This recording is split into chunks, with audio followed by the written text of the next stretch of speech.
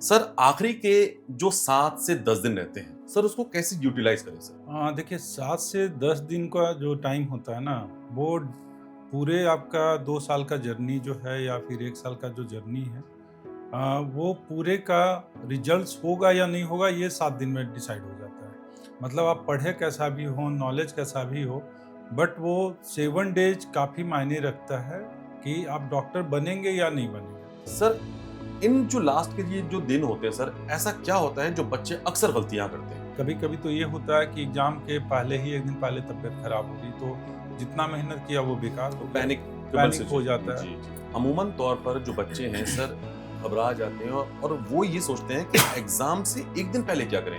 वो स्ट्रैटेजी कैसी होनी चाहिए सर? देखिए एग्ज़ाम के 1 दिन पहले जो हम लोग अपने बच्चों को बताते जी। हैं कि एग्ज़ाम के 1 दिन पहले तो सब कुछ छोड़ दीजिए और जितना एन्जॉय कीजिए।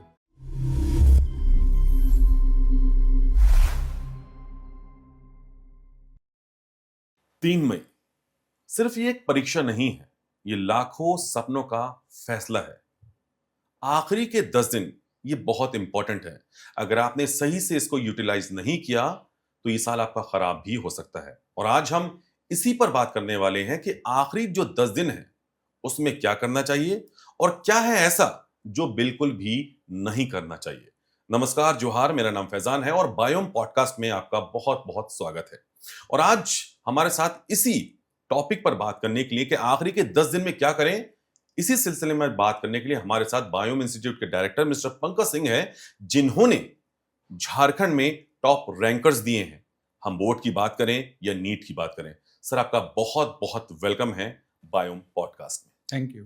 सर आखिरी के जो 7 से 10 दिन रहते हैं, सर उसको कैसे यूटिलाइज़ करें सर?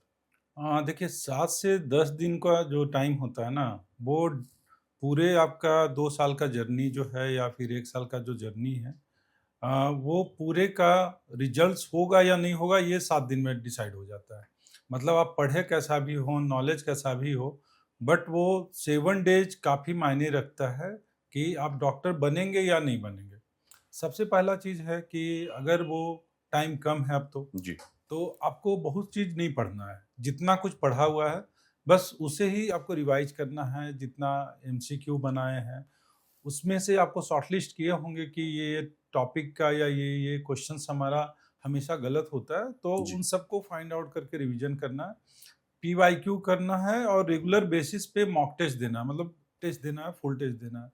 और आपकी जो सेल्फ स्टडी टाइम जो है, जो आपने 2 साल या 1 साल में अपना जो टाइम टेबल बनाया है, उसे थोड़ा अच्छा रखना पड़ेगा, ताकि बच्चा को बहुत लोड नहीं हो जाए कि अब हमारा तो इतना सारा टॉपिक बचा हुआ है और टाइम इतना कम है। जी। तो इसके कारण से बच्चे काफ़ी परेशान होते हैं लास्ट मोमेंट में, तो इनसे बाहर आना है।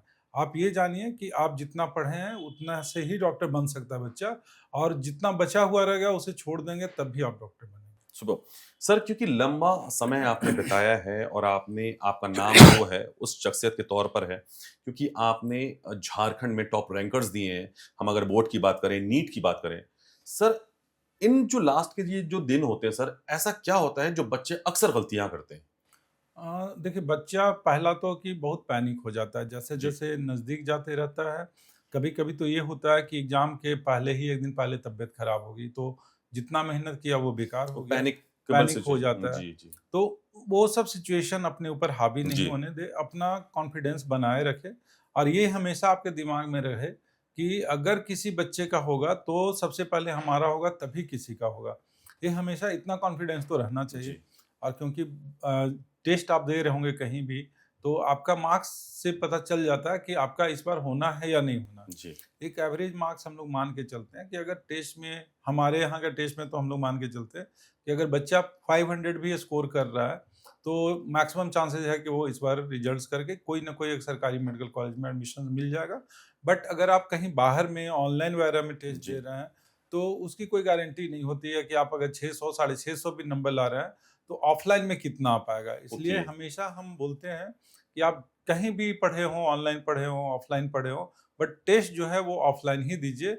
वही आपका क्योंकि नीट जो है वो ऑफलाइन एग्ज़ाम होता है, तो वही डिसाइड करेगा कि आपका मार्क्स कितना आ सकता है। सुपर। सर मॉक टेस्ट का बड़ा इंपॉर्टेंस है। सर कैसे विश्लेषण करें उसका सर? हाँ, देखिए मॉक टेस्ट जो होता है, उससे क्या है कि आपका प्लानिंग पूरा है। जी, मतलब एग्ज़ाम भले ही 3 घंटे का होता है, जी, जिसकी प्लानिंग आप 2 साल पढ़े हैं, 1 साल पढ़े हैं, कोई बच्चा 3 साल भी पढ़ा है, तो वो 3 घंटे में आपको दे देना है। मतलब आपका जितना भी नॉलेज है, वो मैटर नहीं करता कि आप कितना शार्प ब्रेन के हैं, कितना तेज़ हैं, जी। कितना टेस्ट में मार्क्स आता है। बट आप 3 घंटे को कैसे यूटिलाइज़ कर रहे हैं नीट के एग्ज़ाम में, वो वो इम्पोर्टेंट है। मैटर करता है कि हुँ। वो 3 घंटा डिसाइड करेगा कि आपका होना है या नहीं होना है। सर, आजकल देख रहे हैं बच्चों में स्ट्रेस लेवल बहुत हावी हो जाता है, प्रेशर लेते हैं।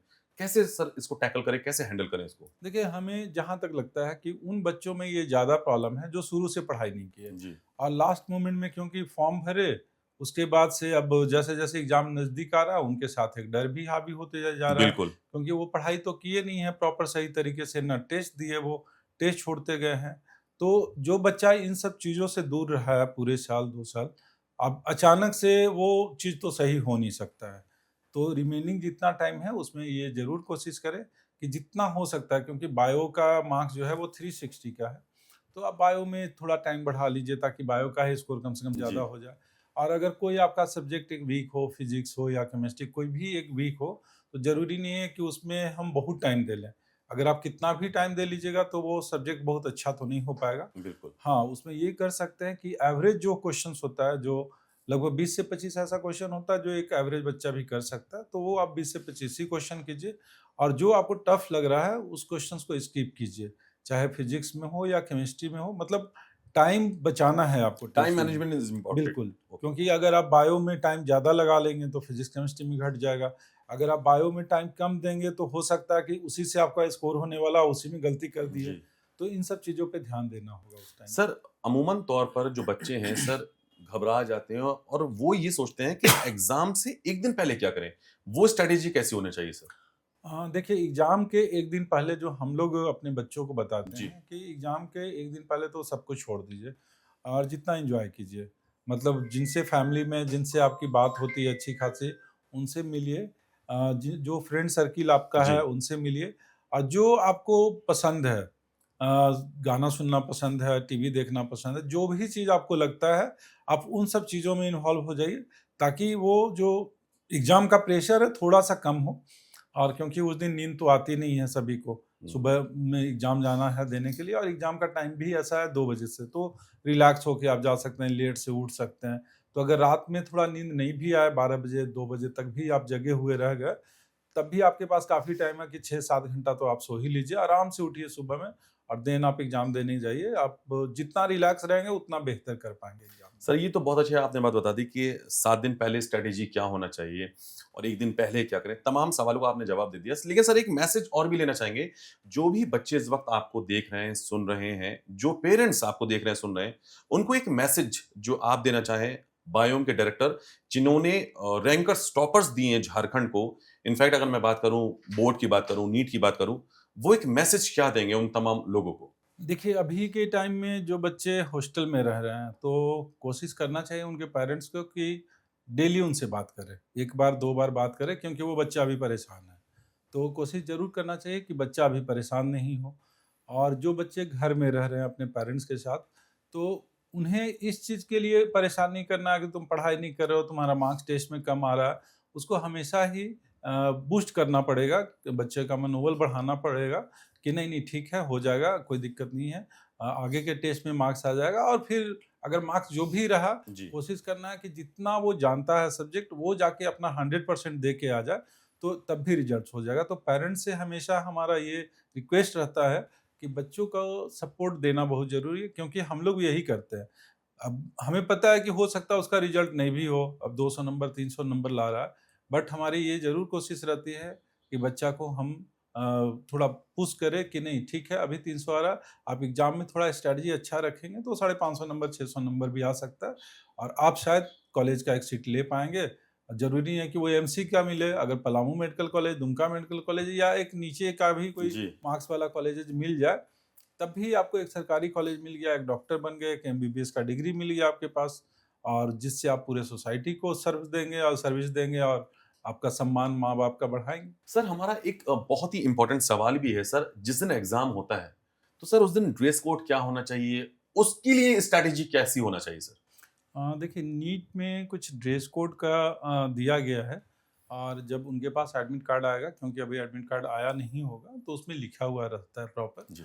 पिछले सालों में ये हमेशा इन्फॉर्मेशन दिया गया था कि आप ड्रेस कोड जो है वो लाइट कलर का पहने, शर्ट हाफ शर्ट पहने या टी शर्ट हाफ शर्ट पहने, हाफ टी शर्ट पहने और शूज नहीं पहनना है।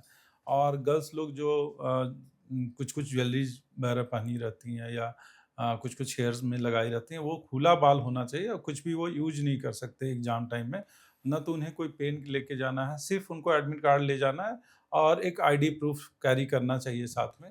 और क्योंकि ये एक बड़ा एग्जाम है जिसमें 25 लाख जी। और 26 लाख बच्चे एग्जाम में बैठेंगे, तो एक नॉर्मल सा चीज़ है कि प्रेशर बढ़ा रहता है। तो प्रेशर को रिलीज करने के लिए आप सुबह में आराम से इत्मीनान से आप उठें। अगर आप योगा वगैरह करते हैं तो वो सब करें, मेडिटेशंस करते हैं वो करें और अच्छे से स्नान करें। ऐसे नॉर्मल अगर आप 5 मिनट में स्नान करते हैं तो उस दिन 15 मिनट स्नान ओके, कीजिए ठंडे ओके, पानी से, ओके, है ना? Okay, okay. ताकि अपना जितना भी स्ट्रेस हो वो वो रिलीज़ हो सारा पाए। रिलीज़ हो पाए। जी, जी, जी। तो ये करने के बाद ही, और बड़ों का आशीर्वाद बिल्कुल लें। अगर जिस भी जी, रिलीजन से आप हो, बिलॉन्ग धर्म करते से हैं। है, बिलॉन्ग करते हैं, ज़रूर से एक बार भगवान के सामने या फिर जो भी आपके गॉड हैं उनके सामने आप नतमस्तक हों, प्रणाम करें और उन्हें उनसे माँगे कि आज हमारा दिन अच्छा रहे। क्योंकि सब्जेक्ट्स तो आप जानते हैं, सिर्फ़ 3 घंटा में उसे वहाँ पे ओएमआर शीट में डालना है। सर, थोड़ी देर पहले जो आप ज़िक्र कर रहे थे कि जब आप एग्ज़ाम दे रहे हैं तो आप इधर-उधर ना देखें, don't look here and there, just focus on your examination. वो बात भी हम चाहेंगे बोलें। बिल्कुल। देखिए एग्ज़ाम भले ही 3 घंटे का होता है, लेकिन एग्ज़ाम हॉल में जो एंट्री होता है वो लगभग 1 घंटे, डेढ़ घंटे पहले हो जाता जी, है। जी, जी। तो मतलब सिर्फ़ 3 घंटे का एग्ज़ाम नहीं है, आप 4 से 5 घंटे का एग्ज़ाम दे रहे हैं। तो उस केस में क्या है कि थोड़ा पेशेंस रखना पड़ता है। एग्ज़ाम हॉल में गए, तो रिलैक्स जो भी होना है एग्ज़ाम शुरू होने के पहले इधर-उधर जितना भी देखना है जी। देख लें। बट 3 घंटा आपको पूरी तरह से फ़ोकस रहना है अपने पेपर पे। और शुरू में हो सकता है 2 क्वेश्चन, 4 क्वेश्चन्स नहीं भी बने आपका, तो अपने आप को लूज़ नहीं करना है कि नहीं अब तो हमारा होगा ही नहीं। हो सकता है 4 क्वेश्चन्स मैटर नहीं करता है। उसके बाद आप 4 क्वेश्चन्स के बाद हो सकता है सारे क्वेश्चन जानते हो। सुपर, बिल्कुल। तो स्टार्टिंग का 5 से 10 मिनट अपने आप में कंट्रोल रखना है। होपलेस नहीं होना है। हाँ, होपलेस नहीं होना है, कठिन सवालों से परेशान नहीं होना है। और फिर हो सकता है अगर पेपर टफ लगे तो दूसरा में स्विच कर लीजिए, दूसरा लग रहा है तीसरे में स्विच कर लीजिए। मतलब कहीं से भी आप स्टार्ट कर लीजिए और आप देखिएगा कि आपका रिजल्ट हो सुपर। जाएगा। Thank you so much sir for this valuable input sir. Thank you so much and being with us. और तो ये थे हमारे साथ पंकज सिंह जो कि बायोम इंस्टीट्यूट के डायरेक्टर हैं, जिन्होंने बायोम इंस्टीट्यूट का नाम उस बुलंदी तक पहुंचाया है। इन्होंने टॉप रैंकर्स दिए हैं, झारखंड बोर्ड की बात करें या हम नीट की बात करें। तो ये थे हमारे साथ पंकज सिंह। और आप याद रखिएगा, ये जो नीट की परीक्षा है, ये एक शॉर्ट दौड़ नहीं है, एक लंबा प्रोसेस है, एक लंबी दौड़ है।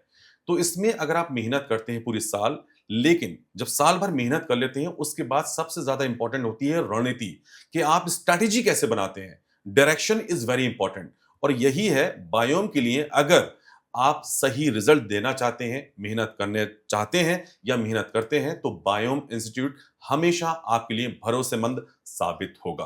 तो अगर आप मेहनत करते हैं और आप चाहते हैं कि सपना है डॉक्टर बनने का, तो एक बार बायोम इंस्टीट्यूट जरूर आए, क्योंकि सफलता आपको तभी मिलती है जब आप सही डायरेक्शन में रहते हैं, सही स्ट्रैटेजी बनाते हैं और मेहनत करते हैं। नीट 2026 की ढेर सारी शुभकामनाएं। मिलते हैं रिजल्ट के बाद और आपकी नई सफलता की कहानी के साथ। नमस्कार।